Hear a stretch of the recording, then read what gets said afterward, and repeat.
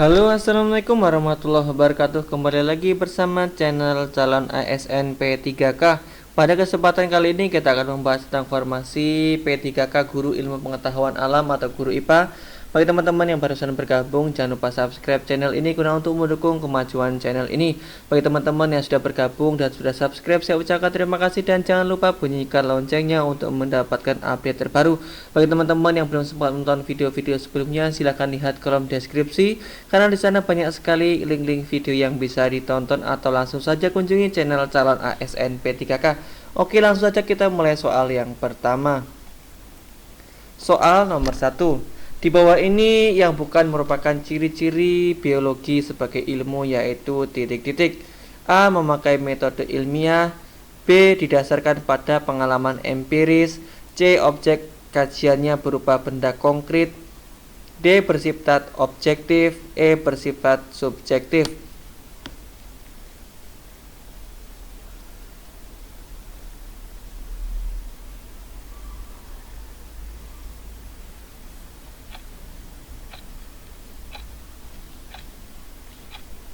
Dari kelima pilihan tersebut, jawaban yang paling tepat adalah E. Bersifat objektif.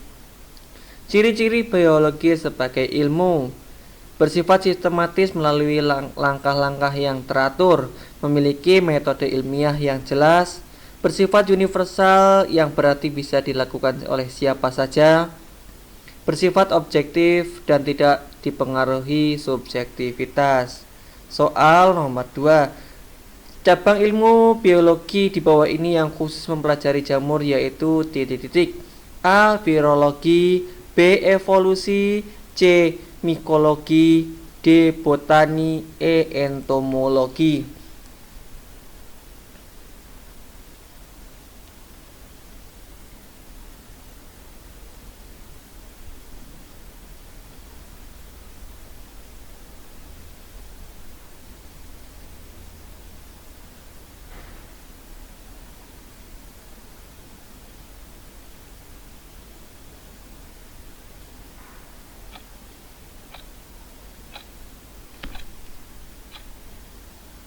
Dari kelima pilihan tersebut, jawaban yang paling tepat adalah C. Mikologi.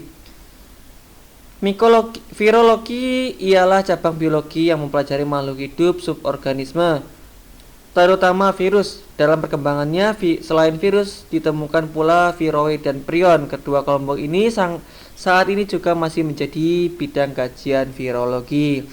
Evolusi berarti perubahan data pada sifat-sifat terwariskan suatu populasi organisme dari satu generasi ke generasi berikutnya. Perubahan-perubahan ini disebabkan oleh kombinasi tiga proses utama, yaitu variasi, reproduksi, dan seleksi. Mikologi adalah cabang ilmu pengetahuan yang mempelajari tentang fungi atau sering juga disebut dengan cendawan. Kajian dalam mikologi antara lain meliputi taksonomi jamur, fisiologi jamur, bioteknologi jamur, dan budidaya jamur.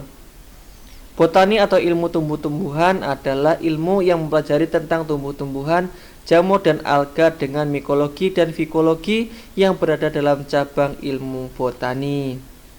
Entomologi adalah ilmu yang mempelajari tentang serangga. Entomologi merupakan cabang ilmu dari zoologi dan mencakup ilmu yang mempelajari antropoda lainnya, khususnya laba-laba dan kerabatnya, serta luwing dan kerabatnya. Soal nomor 3. Hewan harimau memburu kijang untuk dimakan. Kasus tersebut adalah salah satu ciri makhluk hidup, yaitu titik-titik. A. Membutuhkan nutrisi. B. Bereproduksi. C. Tumbuh dan berkembang. D. Beradaptasi. E. Respirasi.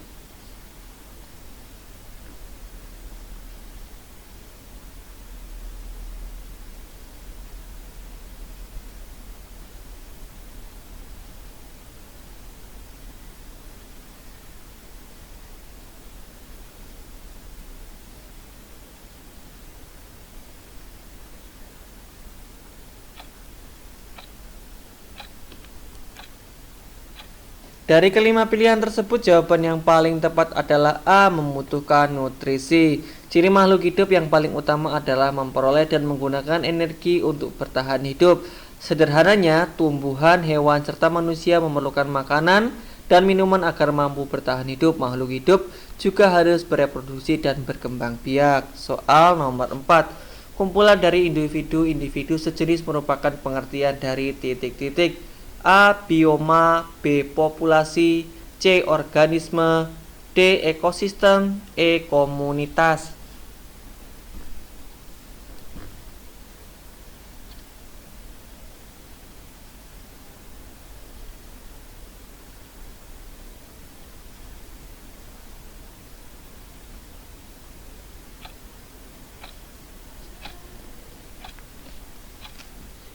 Dari kelima pilihan tersebut, jawaban yang paling tepat adalah B. Populasi.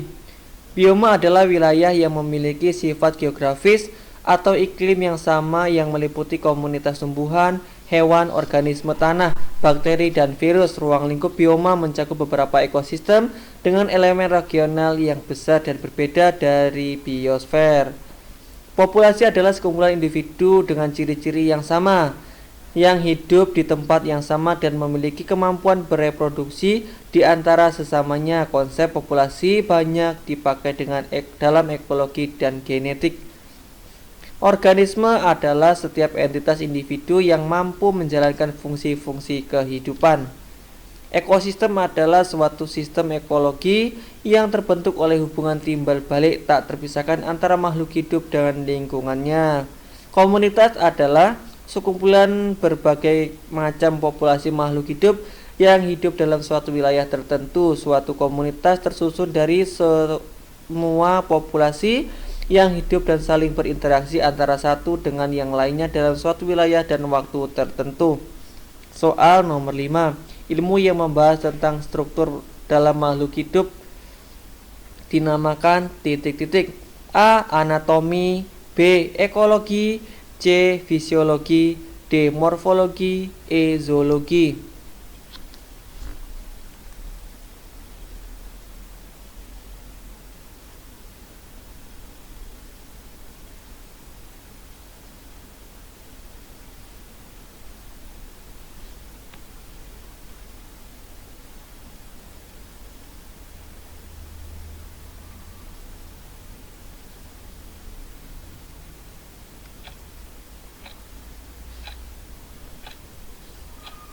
Dari kelima pilihan tersebut, jawaban yang paling tepat adalah A. Anatomi.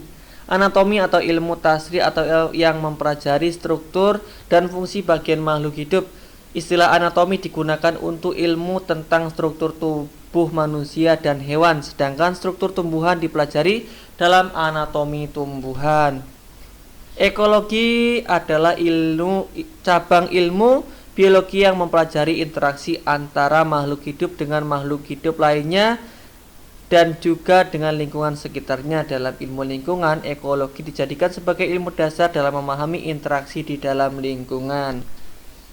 Fisiologi atau ilmu faal adalah salah satu dari cabang-cabang biologi yang mempelajari berlangsungnya sistem kehidupan. Istilah fisiologi berasal dari kata dalam bahasa Yunani yaitu physis dan logos yang berarti alam dan bercerita. Morfologi atau ilmu bentuk kata adalah cabang linguistik yang mengidentifikasi satuan-satuan pembentuk kata sebagai satuan gramatikal. Morfologi merupakan seluk-beluk bentuk kata serta pengaruh perubahan-perubahan bentuk kata terhadap golongan dan arti kata. Zoologi atau ilmu hewan adalah cabang keilmuan biologi yang mempelajari tentang hewan. Pengkajian zoologi secara ilmiah telah dimulai sejak abad ke-16 Masehi. Objek kajian meliputi struktur, fungsi, perilaku, serta proses evolusi dari hewan. Soal nomor 6.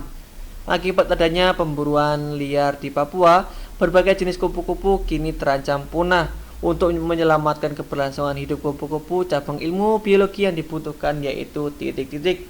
A. Botani, B. Fikologi, C. Sitologi, E. Imunologi, D. Imunologi, E. Entomologi.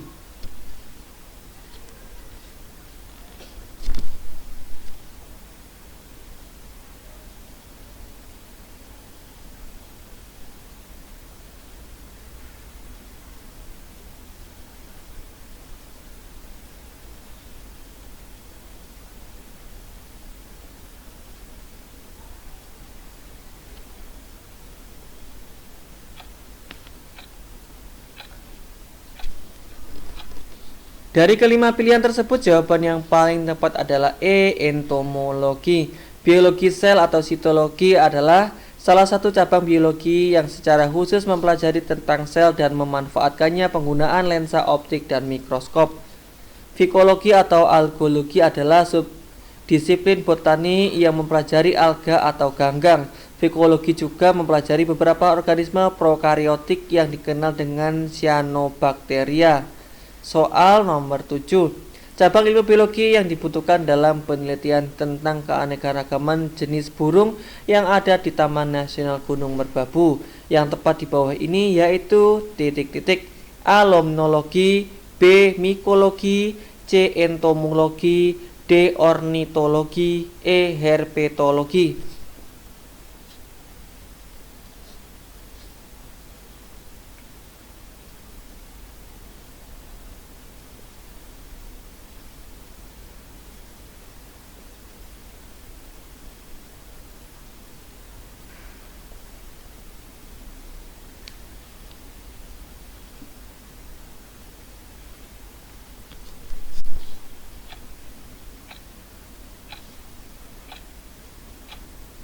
Dari kelima pilihan tersebut, jawaban yang paling tepat adalah D. Ornitologi.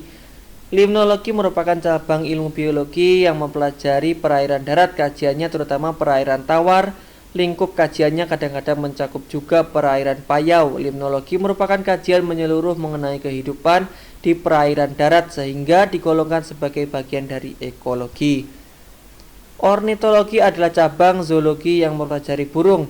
Berbagai aspek ornitologi berbeda dengan yang berhubungan erat dengan kedisiplinan yang berkaitan dengan kemampuan penglihatan yang tinggi dan pendekatan burung-burung dengan estetis. Herpetologi adalah cabang ilmu zoologi yang mempelajari kehidupan reptilia dan amfibia. Bakteriologi adalah cabang herpetologi yang khusus mempelajari amfibia. Sesungguhnya objek kajian ilmu ini adalah vertebrata berdarah dingin yang berkaki 4. Soal nomor 8. Berdasarkan tingkatan organisasi kehidupan, contoh dari sebuah populasi di bawah ini yang tepat yaitu A. Seekor rusa, B. Kawasan padang rumput, C. Sekelumpulan rusa, D. Sekumpulan rusa dan sekumpulan babi hutan, E. Sistem pencernaan rusa.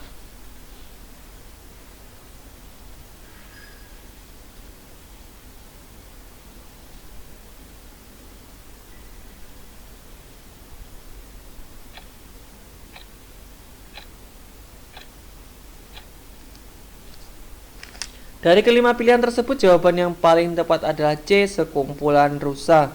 Soal nomor 9. Kingdom yang ditempati oleh manusia di bawah ini yang benar yaitu A. Animalia, B. Eubacteria, C. Fungi, D. Protista, E. Plantae.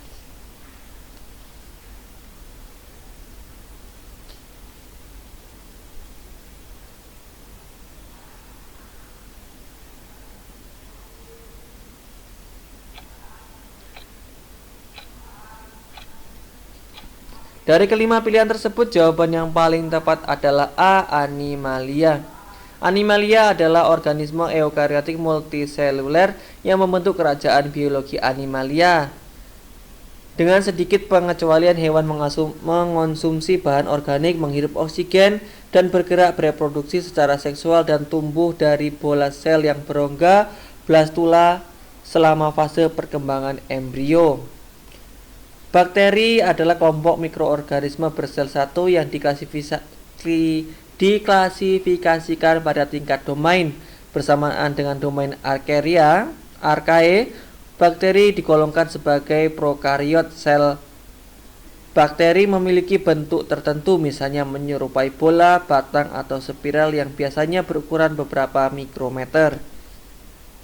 Fungi atau kulat adalah kerajaan dari sekelompok besar makhluk hidup eukariotik heterotrof yang mencerna makanan di luar tubuh lalu menyerap molekul nutrisi ke dalam sel selnya. Para ilmuwan kerap menggunakan istilah cendawan sebagai sinonim dari fungi. Protista adalah mikroorganisme eukariota yang bukan hewan, tumbuhan, atau jamur. Mereka pernah dikelompokkan ke dalam satu kerajaan bernama Protista, tetapi sekarang tidak dipertahankan lagi. Tumbuhan adalah organisme eukariota multiseluler yang tergolong di dalam kerajaan Plantae. Di dalamnya terdiri atas beberapa kelas, yakni tanaman berbunga, gimnospermae atau tumbuhan berbiji terbuka, Lycopodiosida, paku-pakuan, lumut, dan jumlah alga hijau. Soal nomor 10, perhatikan pernyataan di bawah ini. Jika suhu perendaman biji semangka tinggi, maka perkembangan biji semangka semakin cepat. Variabel kontrol dari pernyataan tersebut yaitu titik-titik. A. Kecepatan perkecambahan, B. Kecepatan tumbuhnya akar, C. Suhu perendaman, D. Jumlah daun, E. Biji semangka.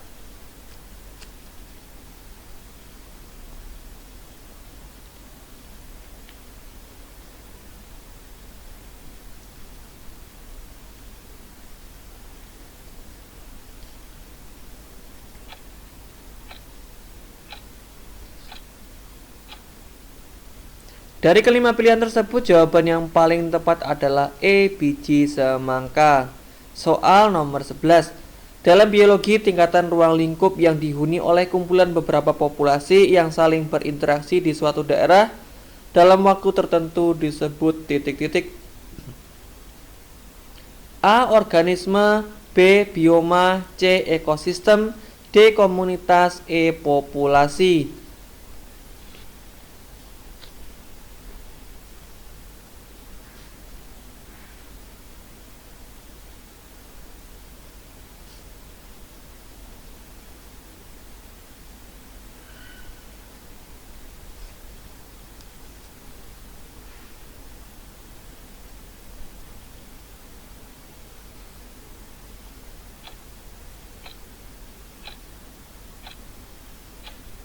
Dari kelima pilihan tersebut, jawaban yang paling tepat adalah D. Komunitas.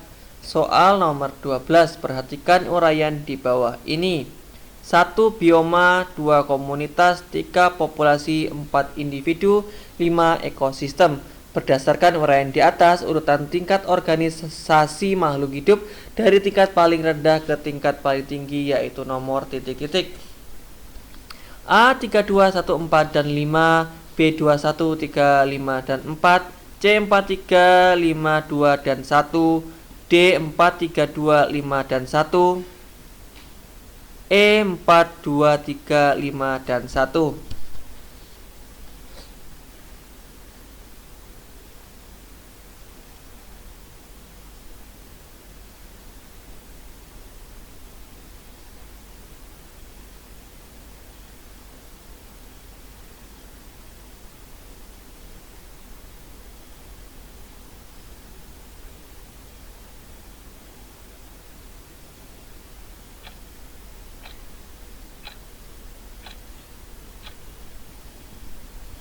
Dari kelima pilihan tersebut, jawaban yang paling tepat adalah D. 4, 3, 2, 5, 1.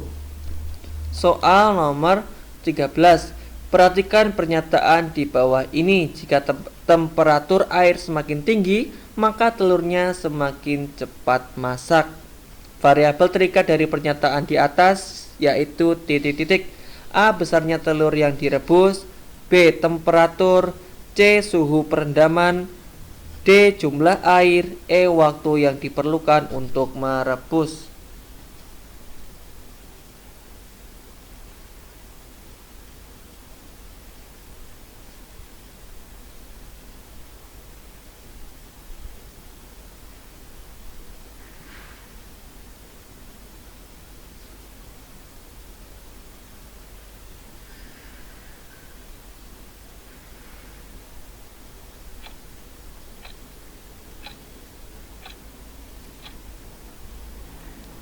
Dari kelima pilihan tersebut, jawaban yang paling tepat adalah E. Waktu yang diperlukan untuk merebus. Soal nomor 14. Kita mengenal ada beberapa tingkatan dalam organisasi kehidupan. Adapun tingkatan organisasi yang terdapat kumpulan individu sejenis yang menempati suatu wilayah tertentu dinamakan titik-titik. A. Komunitas, B. Ekosistem, C. Populasi, D. Jaringan, E. Biosfer.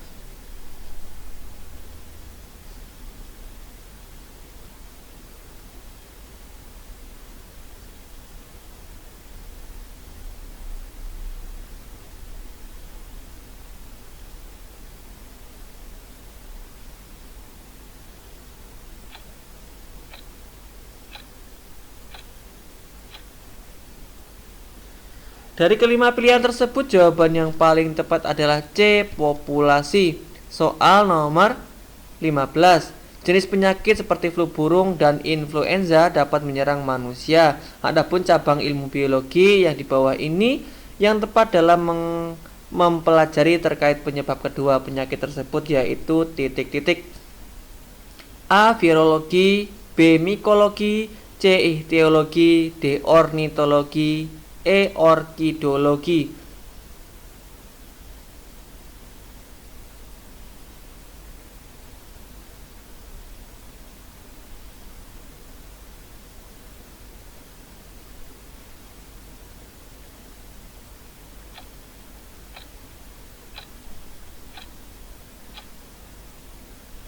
Dari kelima pilihan tersebut, jawaban yang paling tepat adalah A. Virologi.